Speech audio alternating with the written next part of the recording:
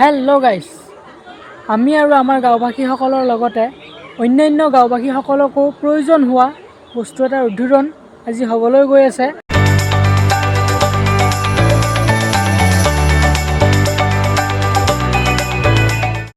হয়, মই ক'বলৈ খুজিছোঁ সেই উদ্বোধন হ'বলগীয়া বস্তুটোৱেই হ'ল আমাৰ এই তুৰাই গাঁৱৰ বামুণকুৰৰ দলংখন।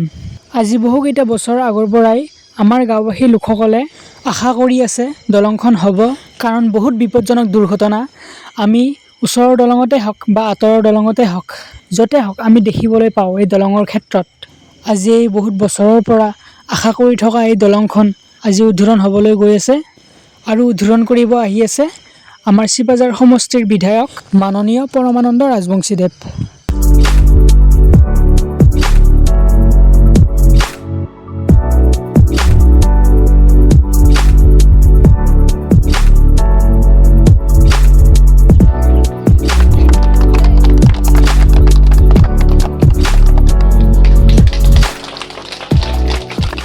তুৰাই তৰাগাঁও ৰোড, এই তুৰাই তৰাগাঁও ৰোড আমাৰ দৰং জিলাৰ এটা অতি গুৰুত্বপূৰ্ণ পথ আৰু এই পথটো আজি নিৰ্মাণৰ ক্ষেত্ৰত বহু কামেই আগবাঢ়িছিল, কিন্তু দলংখনৰ যিটো আমাৰ সমস্যা, এই সমস্যাটো সমাধান কৰাৰ কাৰণে আমাৰ স্থানীয় ৰাইজৰ উপৰিও আজি ইয়াত আমাৰ লোক নিৰ্মাণ বিভাগৰ আমাৰ যিগৰাকী সহকাৰী আমাৰ অভিযন্তা, কাৰ্যবাহী অভিযন্তা আমাৰ নাথাগৰীয়া আছে, আৰু এই গোটেই বিশেষ এই গোটেই যোগাযোগটোৰ ক্ষেত্ৰত আমাৰ অচ্যুত নাথ ডাঙৰীয়াই গোটেইখিনি মোক সহায় কৰিছে, আৰু লগতে অন্যান্য যিখিনি আছে এই লোক নিৰ্মাণ বিভাগৰ, মই তেখেতসকলকো এই হিচাপতে মই মোৰ এই শলাগ জ্ঞাপন কৰিছোঁ।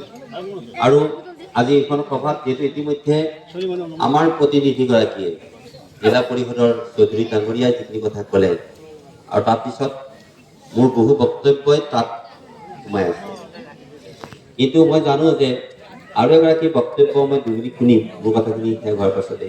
সেইগৰাকী হৈছে কাশী। এই দলংখনি পাবলৈ সক্ষম হৈছোঁ শ্ৰদ্ধেয় বিধায়কদেৱৰ কাৰণে।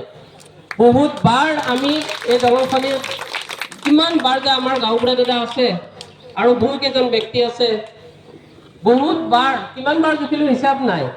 মানুহে ফিটাডাল লৈ আহিলে মোৰ সহকৰ্মী নজৰুল হক চৌধুৰী আছে, সেইফালে ধ্ৰুৱই সদায় গধূলি গধূলি এটা ফোন আহে, তাৰ কাষত দলংখন একে জৰাজীৰ্ণ ভৰি সোমাই আজি অমুকৰ অমুক হ'ল।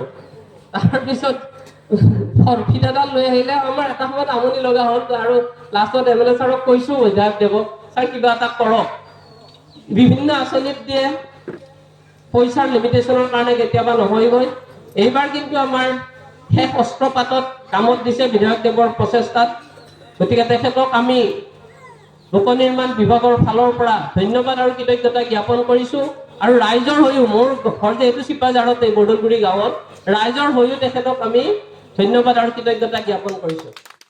আজিৰ দিনটো এটা শুভ দিন বুলি আমাৰ ঘোঁৰাশাল গাঁৱত তুৰাইত ইতিহাসত লিখা থাকিব।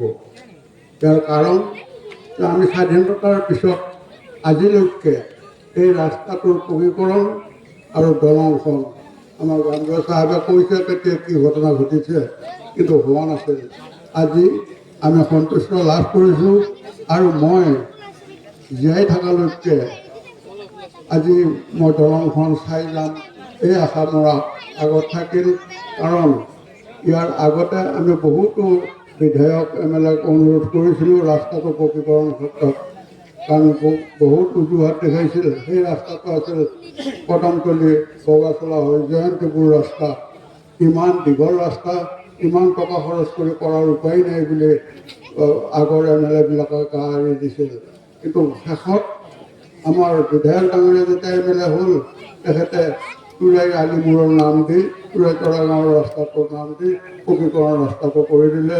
আৰু তেখেতক মই, তেখেতৰ মনত আছে এদিনাখন তেওঁ জয়যুক্ত হয় মোৰ ঘৰত আহিছিল, আৰু মই তেখেতক কৈছিলোঁ যে আপুনি এই ৰাস্তাটো যেনে তেনে কৰি দিব। আৰু সেই অনুৰোধটো তেখেতে ৰাখিছে।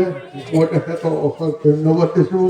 আৰু আগন্তুক দিনত তেওঁ যিধৰণে বৰ্তমান গোটেই চিপাঝাৰ সমষ্টিত তেওঁ যিধৰণে কাম আগবঢ়াই আছে, আমি দেখিছোঁ যে প্ৰতি কামৰ যিটো প্ৰগতি সেইটো তেখেতে অৱহেলা কৰা নাই। আৰু ইতিমধ্যে আমাৰ জিলা পৰিষদৰ মেম্বাৰ তেখেতে কৈছে যে তেওঁৰ কামৰ প্ৰতি এটা ইচ্ছা আছে আৰু সেই ইচ্ছা পূৰণৰ কাৰণে তেওঁ দিনে ৰাতিয়ে মাত্ৰ তেওঁ 1 ঘণ্টা নে 2 ঘণ্টা ৰাতি শুৱে।